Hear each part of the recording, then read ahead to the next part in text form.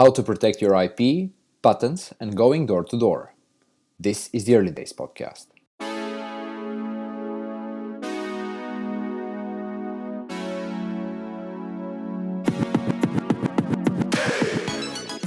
Hey everybody, welcome to the Early Days Podcast, the show about the hustle, the excitement, the doubts, the success, the failures, the ups and downs of building a business from scratch. My name is Marin, and with my co-founder Julian, we interview fellow entrepreneurs about their experience of starting businesses. As we're building our own apparel company and documenting the early days, we wanted to go behind the scenes with other entrepreneurs and find out what their early days, weeks, months and years were like. This episode is part 2 of our conversation with Shen and David from C2P Strain. We really hit it off the first time and found a lot of common ground. So we decided to invite them again and continue the discussion around starting a business. On this show, we went deeper into the specifics around how they started, mainly talking about the way they approach patents, how other entrepreneurs can take advantage of IP protection systems, and how to create initial demand and distribution channels for your product. Make sure you check out their business online. They're C2PStrain.com, or say hi on Facebook by looking up the C2P Strain page. Now, without further ado, enjoy our conversation with Shane and David from C2P Strain. Yeah, it's always the challenge, right? To find your market in the very beginning. Man, it sure is. That is big, and it's a lot of research that you have to do right up front before you can. It's so easy to get super excited about your product and want to jump right into selling it, but we had to several times go back and do the research every time before we wanted to come up with a new product or try and even sell to a new market. It's a lot of the background work that goes into it before you can be successful. Before you launched the product, did you actually did the research for shipping and logistics, or you did the product and then once you had to face this challenge of shipping, then you kind of researched and investigated that? So Dave and I actually did a product about 2 years ago that was a hunting product. It was called the Hula Hut, and it was a duck hunting blind. So hunters would get in this big. It was about a 4 foot by 4 foot cube that was it was surrounded by rebar. It had 4 rebar posts, and then you covered it with a grass skirt of palm leaves so that you could get in there with your gun. And when the ducks came, they would, you could pop out and shoot them and go hunting. And when we made that product, we got the entire way done with it. One of our buddies actually kind of did most of the design. But when we were going to figure out the shipping, it was so big and so heavy that just shipping one of them was, I think it was 300. Yeah. We were selling the product for $300, and then we realized the shipping was going to be $300, and then we realized that our hopes and dreams kind of vanished. Yeah. Oh yeah. So we did so much work to get this product up and ready to go. We made promotional videos and we were super excited about it. And then we were like, oh, well, we should probably check what shipping is. And then there was no way to get it to ship below $200 to $300. And it just, it was a big issue. So we haven't made that mistake again. As soon as we got one of our first prototypes, we weighed it, measured it, and then we just estimated from that measurement, how many we could fit in this box or this box or this box and how much it would weigh. And we just went to UPS, FedEx, post office and just got all kind of quotes, and it did fit within our business model. So that's what we ended up doing before we hit the mass manufacturing, just to make sure we wouldn't hit that, have that happen again. That was pretty bad. That was bad. That was really bad. No, it seems that there are a lot of lessons that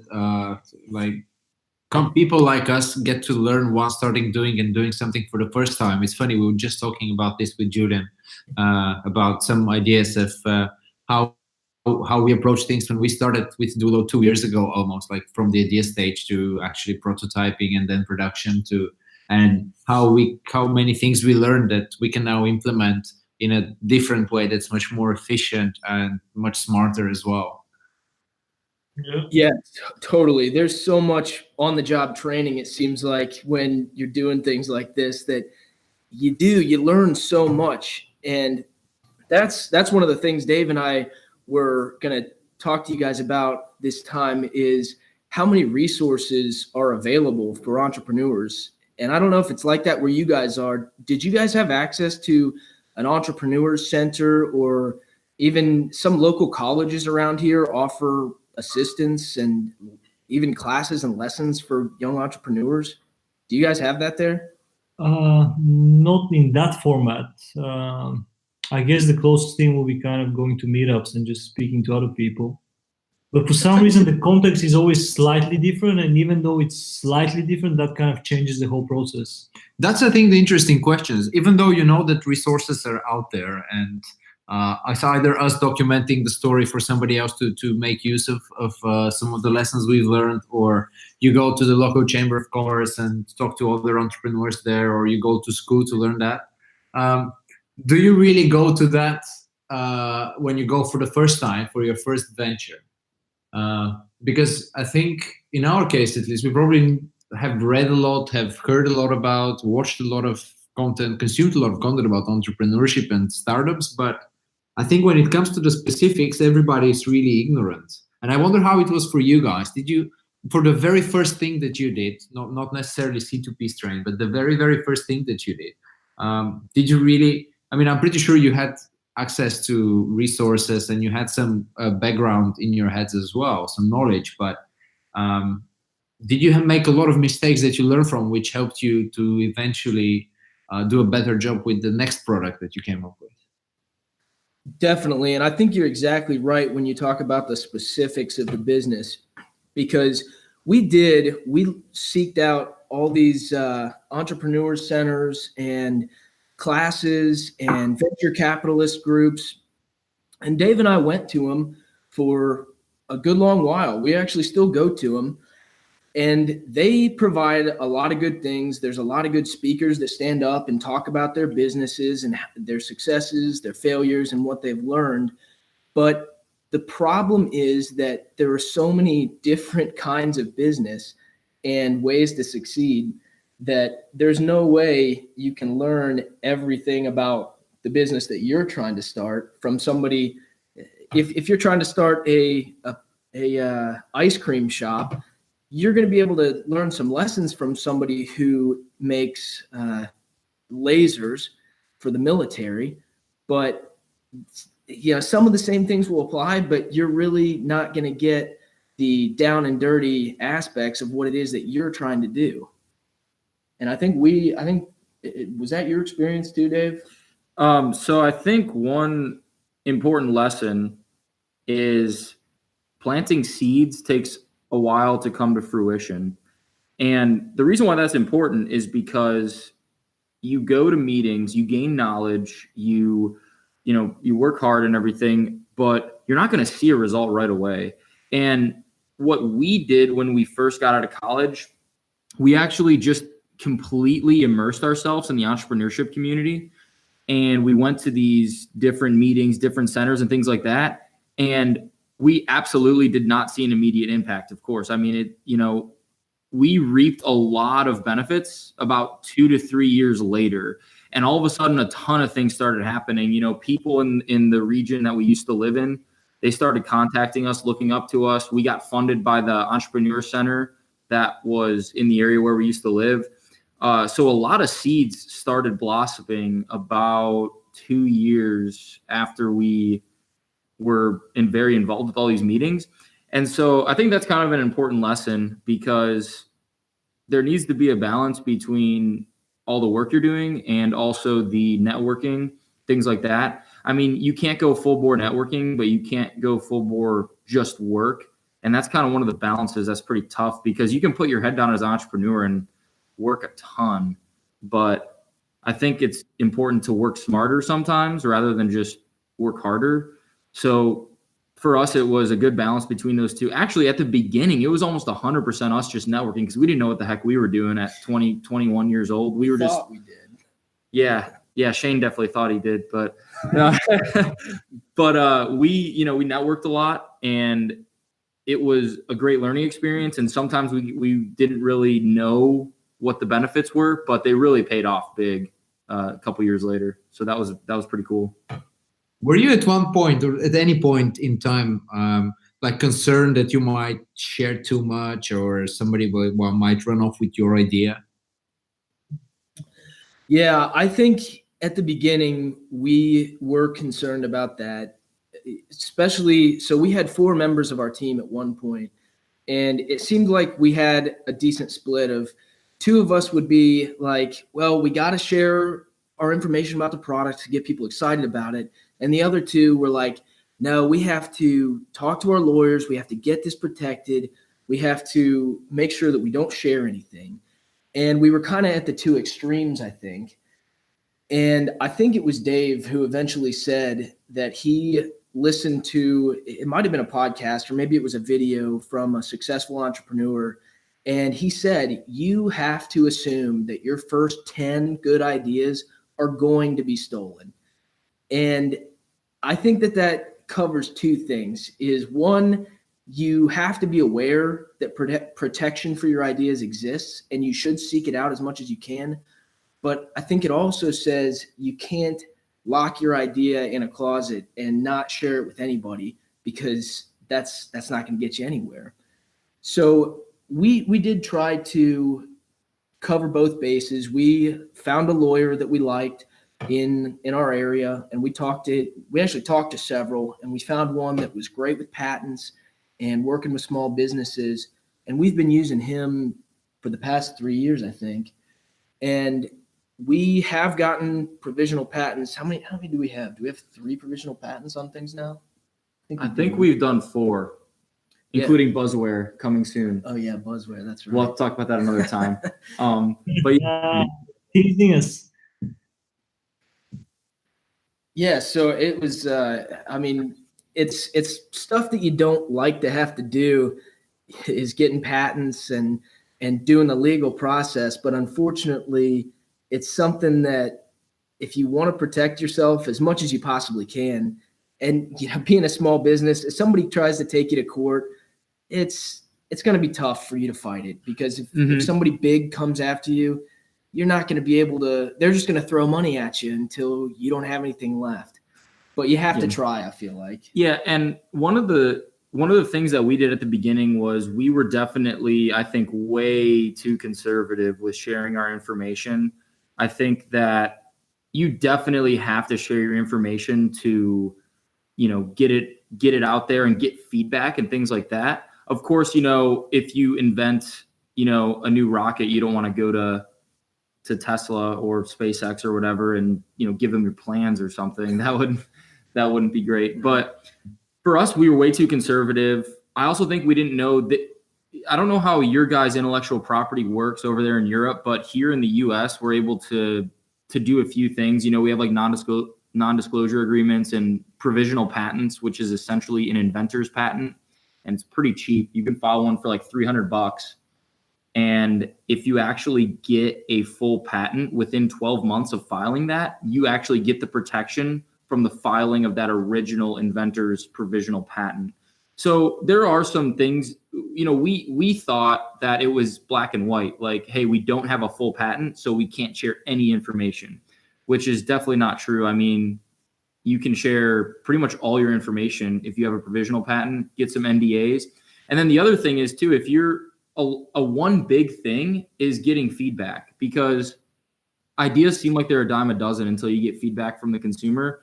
And when you think about most people, most people are lazy. Most people are not going to, like, if you go to 100, what we used to do is we would, stalk people at the mall and ask them about our product. They'd be like, hey, do you pour paint out of your 1 gallon paint can? How does that work? And, do you strain your paint? Things like that. I mean, you go to 100 people at the mall, none of those people, the chances that one of those people are going to literally remember your idea and go build it themselves are so small. Most people are very lazy. So I don't know. It just comes with experience, I think, that balance. You have to find a good balance. It just comes with experience, but you definitely can't be afraid to share your idea. But you need to look up the intellectual property protection methods, because there are very easy things you can do for not too much money that can protect you a lot. So, yeah. To follow up on that, let's say, how are you guys thinking about branding? For example, let's say you've been in business for a few years, then another company comes along with a similar product, then in theory, we could say that the brand would be kind of the only differentiator, and kind of that would be the real protection, I guess, when it comes to decision making to buy whether to buy your product or the competitions. Are you guys thinking about that? How are you thinking about that? We're definitely thinking about it because our product is something that is probably threatened by that. There could be knockoffs in the future if it got popular enough.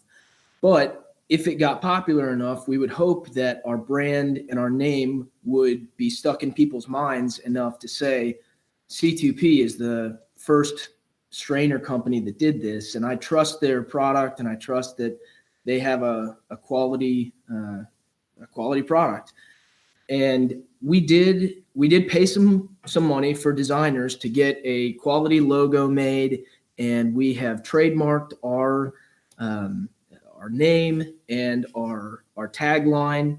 So we've done some. Well, tell them what the tagline is.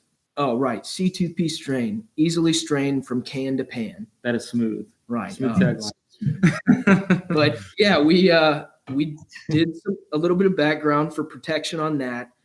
And we hope that we can flood the market enough. If we can get in enough paint stores and get painters to recognize our product as C2P Strain, then hopefully when a competitor comes and tries to undercut us, which probably will happen eventually, we hope that, not only have we proven ourselves as a quality product in the market and gained dedicated customers, but we hope that we have built relationships with the store owners and the distributors that we work with that say, we trust these guys. We know they deliver on time. We know they're good people, and they'll continue to use our product.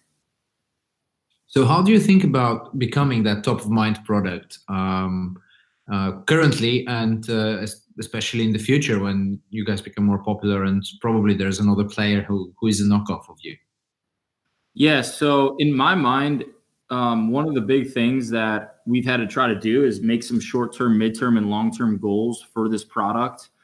And there are a lot of things that we've talked about, especially midterm, long-term. But in my mind, a great avenue is we are currently getting into a lot of hardware stores. So that's our short-term goal is let's do this as much as we can because it's working right now. What we want to do eventually, midterm goal, is once we get into a couple hundred stores, we want to start getting more on the social media marketing, hire a professional marketer to do this full time, email campaigns, all this stuff, because then that's going to be building our brand and customer relationships for business to consumer transactions rather than business to business, which is what we're doing right now. Long-term goals, we have a lot of internal capabilities, including a lot of engineering, design, things like that. We have a lot of other products in the paint industry that we want to expand to, including other types of strainers.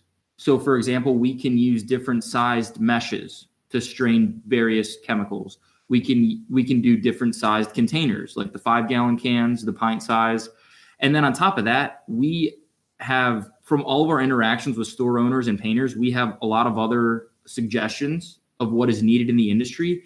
And we're going to just expand to all of those. So that's some of our long-term goals. So when you think about it long-term, if everything works out, which hopefully it will, long-term we'll have multiple products under a similar branding structure, all designed by us. And we will have built a large following on social media and also just great relationships with painters and store owners.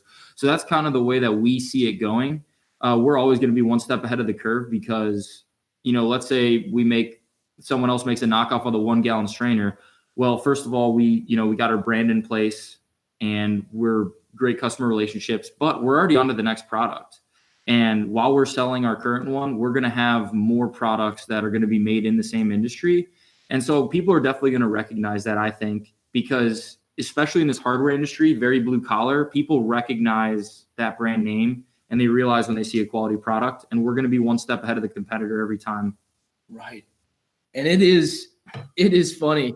we talk to so many painters when we're testing this product, and almost every single one of them has been a painter for 20 years. And they say, have you thought of this product? Have you thought about doing this? Because I run into this problem every single day when I'm painting, and nobody has come up with a solution that I can buy in a store.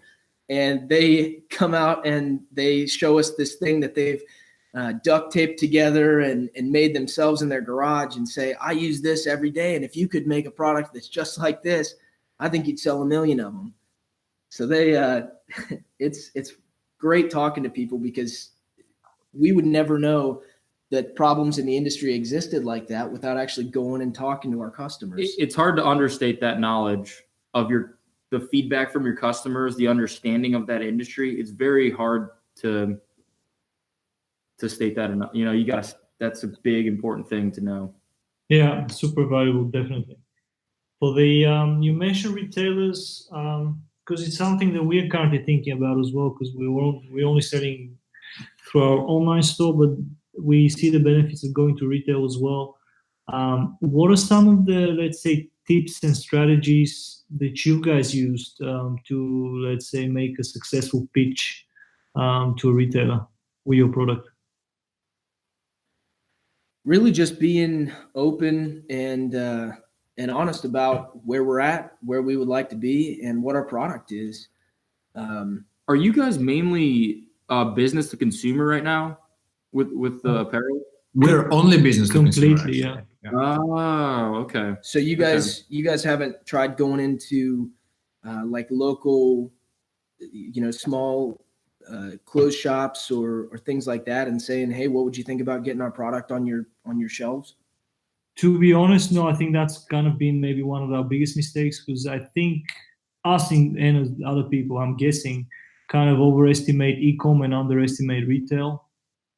Yeah. And I think that's when we started. We said, let's make the product, focus on that, then throw a few, euros at Facebook ads, and then everything is going to work itself out.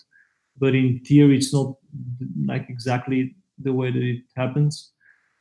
So I think the next step would be to kind of approach a little bit, maybe small shops around Amsterdam, but we need to again research and kind of investigate what their requirements would be for an apparel product. Do they need minimum quantities? Do they need delivery times and stuff like that? But it's definitely one of the things that we'll be tackling next. When you go to retailer, do you just go into the store, or how do you reach the decision maker, basically? Because I'm pretty sure there's probably a clerk or somebody who is working there, who's working like day to day in the shop, but probably doesn't have the decision making power or the interest to talk about you, to have a new product added to their line. How do you approach that? Yeah, exactly. That's exactly right. And at the beginning, that is what we did. Dave and I would go out every weekend, and we'd have a list of stores that we thought would be interested in the product. And we'd just go one by one, and we'd go in the store, we'd go up to the counter and say, hey, we would like to speak to a manager about getting a new product on your store shelves. And sometimes the manager would be there and willing to talk to us. And sometimes the manager would be there and wouldn't be willing to talk to us. And sometimes they would say, give us, here's his number, give him a call back, and, maybe we'll set up a time. But it was really just going into the stores at first and talking to people and, hey, we got this product, be great for your store. Would you consider putting it on your shelves? You're right. Do you have a minimum order quantity? How does it work? And with bigger stores like in stores, they said, well, you're going to have to go through, and we've got a process. And that was difficult. So we've really found our niche in the smaller, independently owned stores. We find those and we go into those now, and the owners are able to make the decisions of what goes on. And obviously it's difficult to go into even 10 stores in one day. It's really hard. It's a lot of time. So what we've kind of started doing is making phone calls before we go in and saying, hey, we're a couple young entrepreneurs. We've got this new product. We think it'd be great for your store, and we'd like to talk to you about what it would take to get it on your shelves. And people seem to be responding to that really well. Yeah, why don't you come in this day at this time, and we'll talk about it. And later today that we'll visit. But that's just how we're approaching it. It's not something that we're getting 100 or 200 at a time. We're taking it one by one, and surely we're building up relationships with these people, and recurring sales hopefully, and just a the stores that have customers already, which is something important. Would you say calling them up is a better approach than kind of dropping an email? I would say definitely. We've had more success talking to people on the phone. The best success we've had is going in and actually talking to people face. But close second, talking to people on the phone, and then say contacting people on social media. That's something that we've kind of found recently has been actually working really well. Contacting, messaging them on Facebook, LinkedIn, people respond to those platforms lately, and then email. It just seems like email is about 20, and you might get 2 or 3 responses. You guys are at right now, I would say keeping it possible and dealing with these people is the best thing, because you guys talked a little bit about that red tape, like minimum quantity orders and all this other stuff. Keep it simple. And I would say how you guys want to start is number one, gather intel, gather as much intelligence as you can. So one of the things we did was we just said, where could this even be sold? And we said, okay, it could be sold at Lowe's, Home Depot, Sherwin-Williams, Ace Hardware, Benjamin Moore, Menards. So those were like the main ones. So we went through all of those, and then we also said, hey, these can also be sold at the local shop, local small hardware shops as well. So we went and we got a big sample size. So we went to 20 wins, a couple Menards, 15 Home Depots, 15 Lowe's, Ace Hardware's, Moore's, all that stuff. And we got feedback about how the process works. And you can't stop at one. You want to go to like maybe 10. I don't know if you guys have chains like we do here, but a lot of them are big chains. And the feedback was at Lowe's, Home Depot, and Sherwin-Williams, you have to go through corporate. So that means that we have to go to corporate Sherwin-Williams and somehow get a meeting there. And then our product would be distributed in all their stores, which that's kind of not, they have over 4,000 stores. So that's not really what we wanted to do. They're big fish and we're little fish right now. So what we found was that for us, Benjamin and Menards doesn't even do that. So we threw them out. So Lowe's, Home Depot, and Sherwin, all corporate. You got to go through corporate. That's so much red tape. That's not simple for us right now. We don't want to get business insurance and do all this document compliance and do these. We get fined if this order of 5,000 doesn't come on time. We don't want to deal with that right now. However, if you guys are listening, if Sherwin is listening in Home Depot, we would love to be in your stores.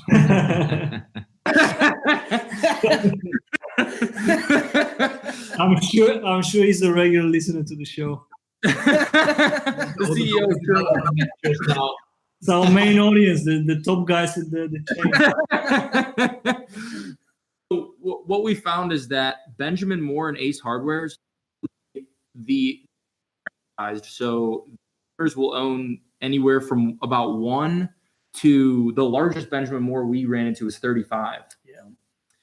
They own 35 stores. So basically what you could do is you go in and you figure out what works. And we figured out, hey, Benjamin Moore, where working, because we're talking to these owners saying that, yeah, I own 8, and we're to decide however many we want to get in.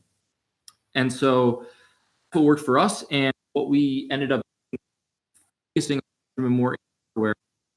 And also when you talk with a lot of in the industry, you kind of learn how it works a little bit. So there are also distributors that distribute to these stores. So for example, we can't get because we would have to go through corporate, and that would be a long, long process. But there are distributors that sell to all the Sherwins. So if we got in as a SKU product with them, we could then distribute to Sherwins. So we figured from all this research, it took like 8 months of us just going out talking to people. We figured out that Ace Hardware's, Benjamin Moore's are what we want to target, even some online distributors. Yeah. And then talk to these distributors that distribute to Sherwin, Lowe's, Home Depot, because they're already approved vendors with them. They've already went through all the red tape. So let's use them until we get big enough where we can now go through the red tape. Right. So that's kind of what we did. It took a while, but you just got to figure out, if you want to be retail, figure out the possibilities of where could this product be sold, and just go talk to people, go talk to as many people as possible, and just process works for each store, each chain of stores, and you'll figure out so much. I mean, there were some corporate owned, and then almost all of them that we went to were owned by franchise. They were franchised. So you'll learn a lot out there. Man, I think you guys could really be successful with those, hometown small, clothing stores and just general knickknack types of things, because today it seems like everybody wants something that's unique. The big time chain stores, out of Sears and Walmart, you can buy the same shirt in Walmart in Ohio and Tennessee, California. You can buy the exact same thing. But if you guys get in a few stores, you can only buy products. That's going to be something that's unique. And I really think it's going to draw people to your product. Yeah, no, that's very, very good points, guys. I think we'll be kind of putting it on top of the to-do list, and it's definitely something we've been putting on. For some reason, I don't know, maybe we'd be shy to just go and talk to people. But I think it's in that sense, it's going to be great to get out of the comfort zone and just talk to people, like you said. You guys, it's like Microsoft. Sorry, you cut off for a second. Do you guys use like spreadsheets like Microsoft or Google Sheets, like Excel, like spreadsheets? Yeah, we do. Yeah, that's like, it's just like a numbers game, honestly. Like, just make a huge list of stores.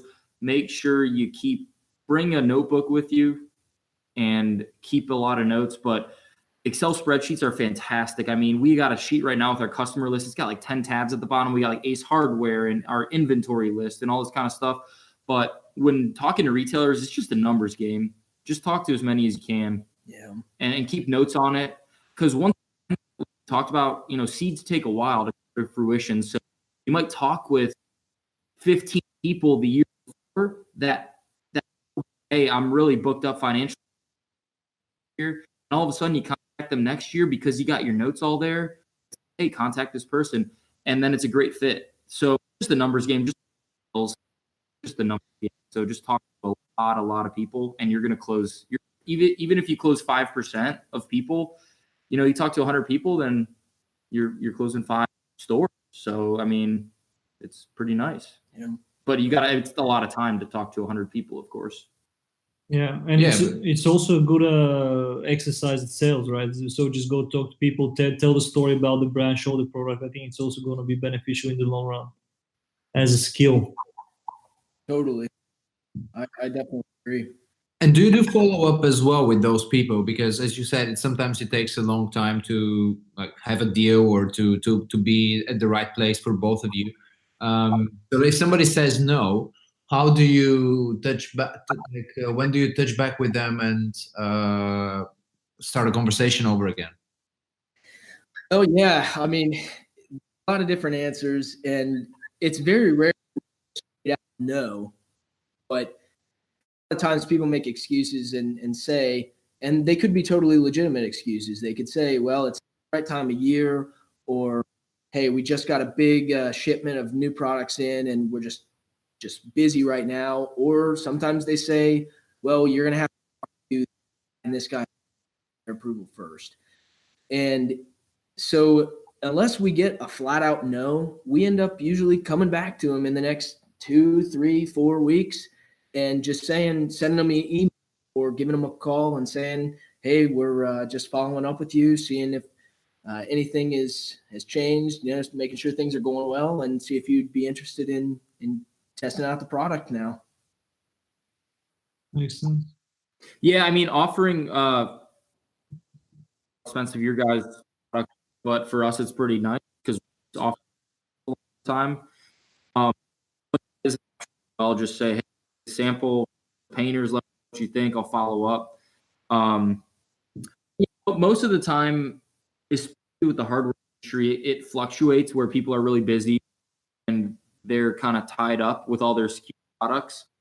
But a lot of it too is finding the right personality. So we needed to find people that were willing to take a chance and try a new product. And the good thing is, paint industry, it's super exciting. For a new product, people are like, whoa, yeah, I want to try this. So that was kind of cool. So yeah, there were owners that were like, heck yeah, let's try a new product. And like, I've been doing this for years. This is how I do it. I'm not adding anything to my shelf, and that's fine. But yeah, following up with people, it just kind of depends on what excuse they're making. And a lot of times it would be, I'm busy this time of year financially. So then you ask, well, I'm busy financially, I'll follow up with you. And usually around October is when they're closing out the year. So busy. So I think we're going to follow up with a lot of people in November, like in a week or so, probably. Like we'll give them this first week in November to get their bearings, and then we'll be hounding them again. That's right. You guys mentioned social media as a kind of a long-term strategy. Can you take us through what you're currently doing? Like, what platforms are you attacking? What type of content are you creating? How's that strategy for, let's say, mid to long term? Yeah, so there's social media is huge. There's so many avenues you can go down and things you can try. And social media, everybody does work. You just have to figure out what works for you. And that's the hardest part for us, is figure out how we can connect with people who would be interested in our product. And that is, we can reach a lot with a lot of different ads. How do we determine what is actually working and what's not working?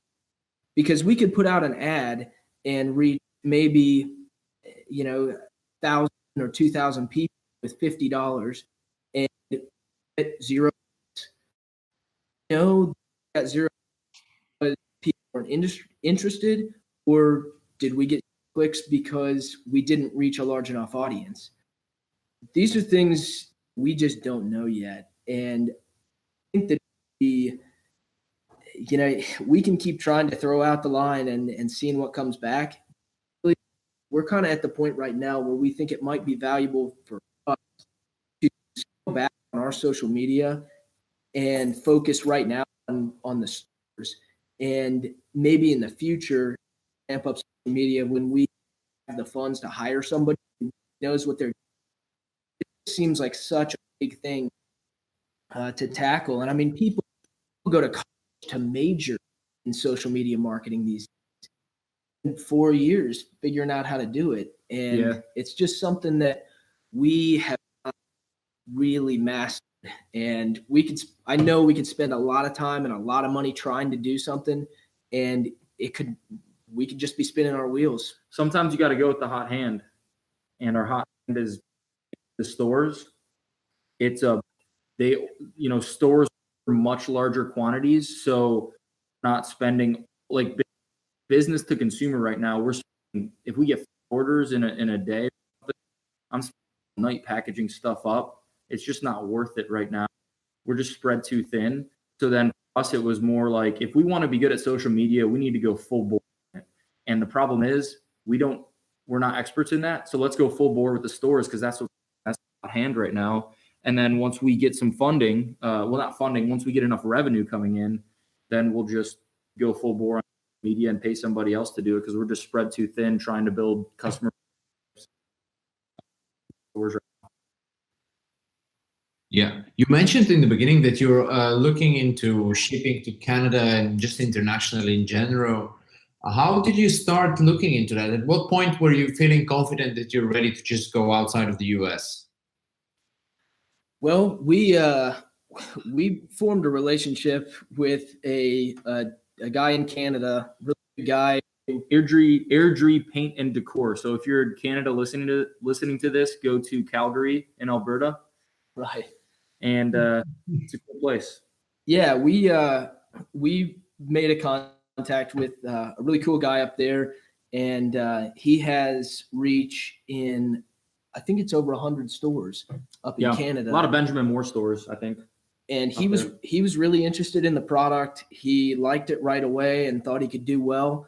And we just really found a good fit with him. And we wanted to make it work no matter what. We knew that, Canada was going to be something that was a little bit more difficult, but we just felt like that this specific relationship was a really good one. And we wanted to figure it out no matter what it took. So basically we were forced to figure it out because he wanted to order 2,000 units. And so, we had to figure it out because, it was a big order, and he said, listen, guys, I, want to order this product and I really like it. And it was such a big order that we had to figure it out. I mean, there wasn't really another option. And luckily Canada works well because it's right here in North America. So the shipping cost is a lot less than it would be overseas. Yeah, absolutely. I'm curious, did you ever go to any trade shows or conventions for businesses from that industry where you had a stand or some sort of presence? We really haven't yet, but it's something that we are extremely interested in. I don't know about where you guys are or, how it is with the, the clothing industry. But the retail shows around us, they cost upwards of like $2,000 to $5,000 just to get a small booth at these big shows. And it's something that I think that we could really find some good success with, and we could probably connect with a lot of good people. But at this point, it's kind of cost prohibitive for us. Yeah, absolutely. It makes sense. A pretty similar thing in the apparel industry. It's quite expensive and involves traveling and all that around that. It's not just paying for the ticket and your presence there, but everything else that goes around, and it takes you away from your business, especially when it's two of you who are shipping shirts or your product. It's a lot. Yeah. Yeah. Yeah. Well, Dave, Shane, I think it's perfect time also to wrap it up. So we're going a little bit long as well. I want to be respectful of your time. Thanks again for doing this second part. Thanks, guys. Yeah, appreciate it. Thank you.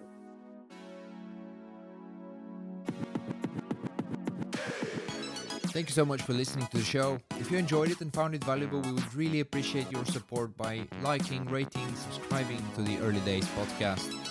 This program is produced and hosted by DULO, that's me and Julian. And as we mentioned in the very beginning, we make non-iron dress shirts from performance fabrics. If you want to learn more, head over to weardulo.com, that's weardulo.com, and take a look at our products, our story, and the journey of how we're building the business. Until next time, bye-bye.